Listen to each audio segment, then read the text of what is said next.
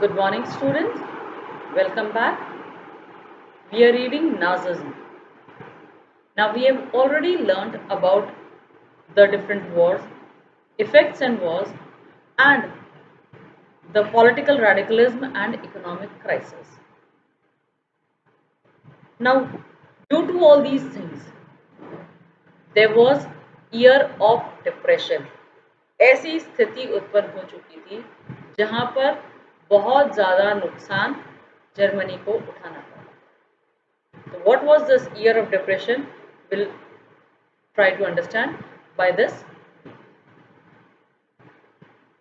The years between 1924 and 28 saw some stability. 1924 से लेकर 1928 तक के 4 साल के पीरियड में कुछ स्थिरता आई. Yet this was built on sand. German investments and industrial recovery were totally dependent on short-term loans, largely from the USA.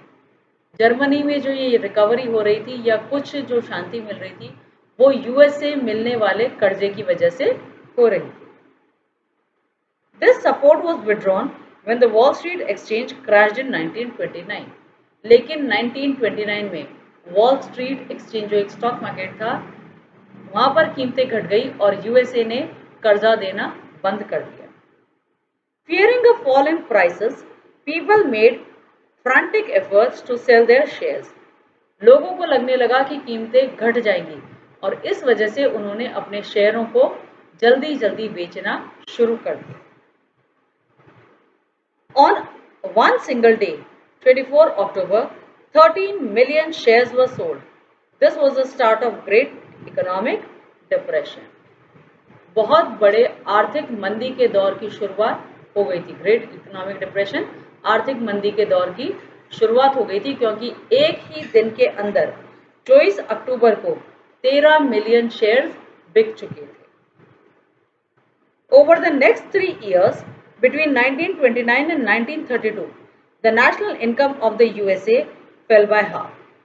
1929 से लेकर 1932 इन 3 सालों के अंदर ही यूएसए की जो नेशनल इनकम थी वो आधी रह गई. Factories shut down, exports fell, farmers were badly hit and speculators withdrew their money from the market.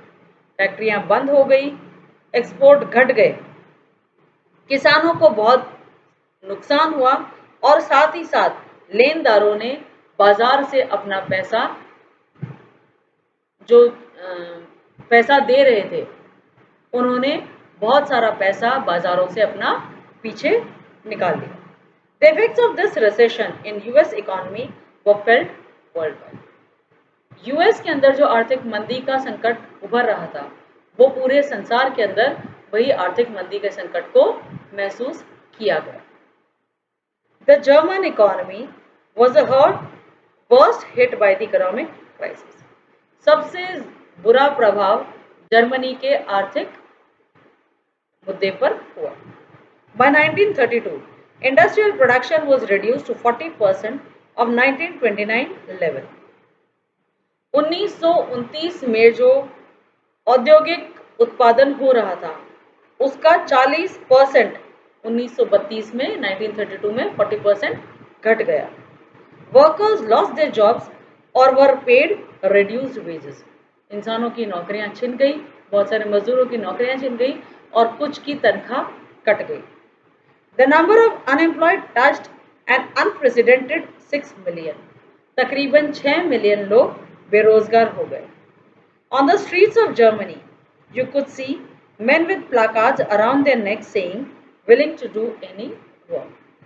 Germany की गलियों में लोग अपने गलों में तख्ती लटकाकर घूम रहे थे जिस पर लिखा हुआ था किसी भी काम को करने के लिए तैयार है.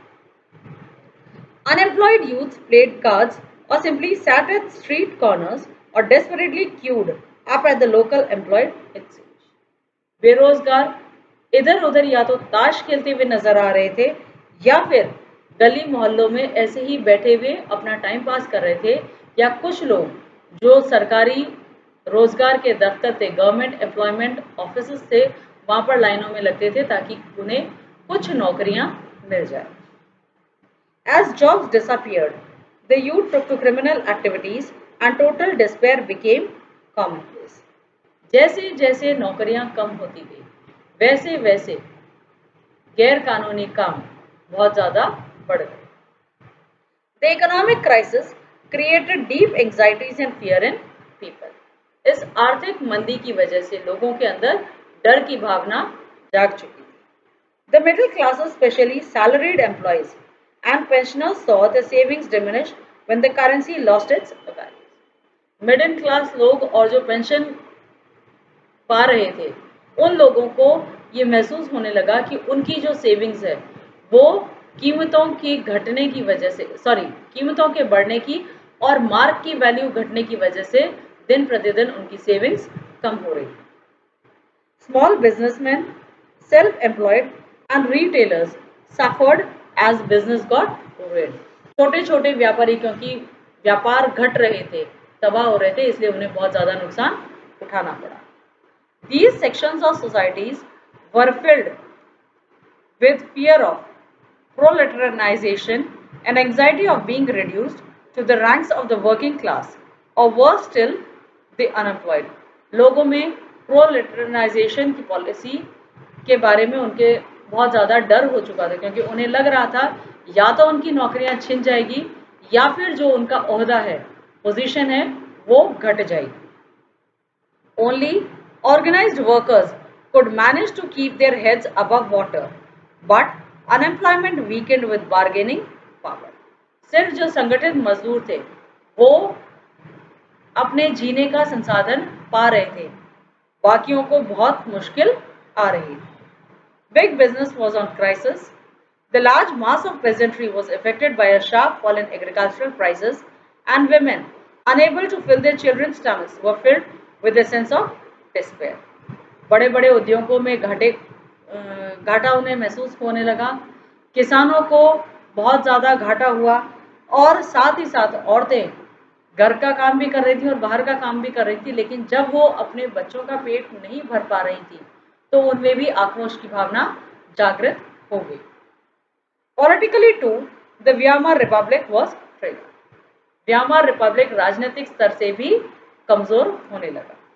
व्यामार constitution had some inherent defects which made it unstable and vulnerable to dictatorship.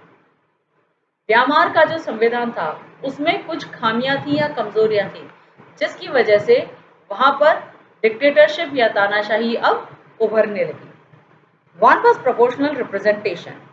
This made achieving a majority by any one party a sheer impossible task, leading to a rule by coalition. सबसे बड़ी कमजोरी ये थी कि कोई भी एक मजबूत पार्टी वहां सरकार नहीं बना पा रही थी, तो मिलीजुली सरकार बन रही थी और मिलीजुली सरकार होने की वजह से वो लोग हमेशा ही संगठित नहीं रह पा रहे थे. Another defect was Article 48, which gave the President the powers to impose emergency, suspend civil rights and rule by decree. दूसरी कमजोरी थी आर्टिकल 48 की, जिसकी वजह से वहाँ के प्रेसिडेंट ने एक कानून बना दिया कि जब वो चाहे तब अपने इमरजेंसी पावर को लागू कर सकता है और साथ ही साथ लोगों के जो सिविल राइट्स हैं उन्हें छीन सकता है और अपने तरीके से नए कानून परिवर्तित कर सकता है. Within its short life, the Weimar Republic saw 20 different cabinets lasting on an average 239 days and a liberal use of Article 48. अपने छोटे जीवन काल में व्यामार रिपब्लिक ने तकरीबन 239 डेज में 20 बार अपने सरकार को बदलते हुए देखा और साथ ही साथ एक बार आर्टिकल 48 की स्थापना को भी उसने लागू होना भी देख लिया. Yet the crisis could not be managed. People lost confidence in the democratic parliamentary system, which seemed to offer no solutions. किसी भी तरह से इस संकट से ऊपर नहीं उठा जा सकता था और लोगों को अब संविधान पर कोई भरोसा नहीं था, जिसकी वजह से डिक्टेटरशिप को लागू होने से कोई भी नहीं रोक पाया. By this video, we have tried to understand that due to inconveniences, unstable government or unstable economic policies. Weimar Republic could not form a stable constitution and dictatorship came into existence. That's all for today. Very soon we are going to meet with next video.